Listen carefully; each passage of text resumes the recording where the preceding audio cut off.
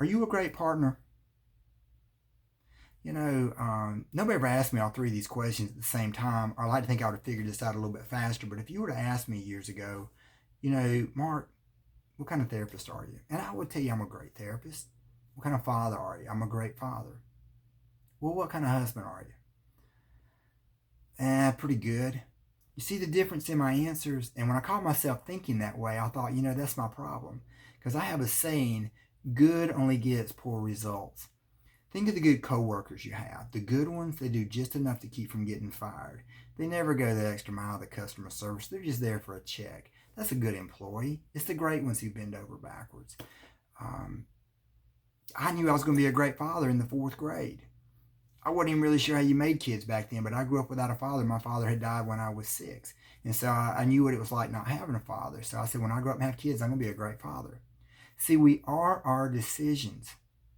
But most of us never make the distinction to be a great husband or to be a great wife. But once you do, all this stuff about connection gets a lot easier. And so should something happen and you don't know what to do, you can just ask yourself, what would a great husband do right now? What would a great wife do? Or if you're not married, what would a great partner do? And you'll know. It'll be something real simple like shut up, say I'm sorry, say I love you. You don't have to have a bunch of degrees to know how to do that. The goal is not to have a great marriage. Now, I know that sounds weird coming from a relationship specialist. The way I say it is this. My goal is to be a great husband. Now, ladies, you just change the language to say great wife. But my goal is to be a great husband. Now, a byproduct is I do have a great marriage. But before I understood that, my goal was to have a great marriage. But when I thought that way, I kept scoring such a way that kept me pissed off all the time. Because I was like, you're not doing as much as I'm doing. I'm trying harder than you. And I just stayed mad all the time. So I just worry about my end. And this seems to work itself out. So instead of raising the bar on your partner, which you probably have been doing, raise it on yourself.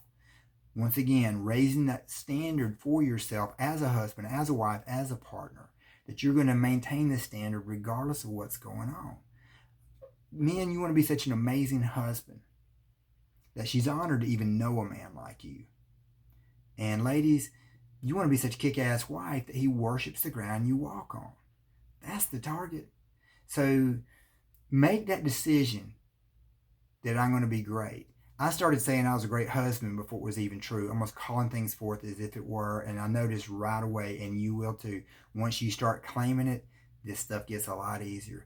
Thank you guys for watching. Y'all stay tuned for future episodes as we continue to become great partners, strengthen our connection, and becoming our own version of a relationship specialist. Thank you guys very much.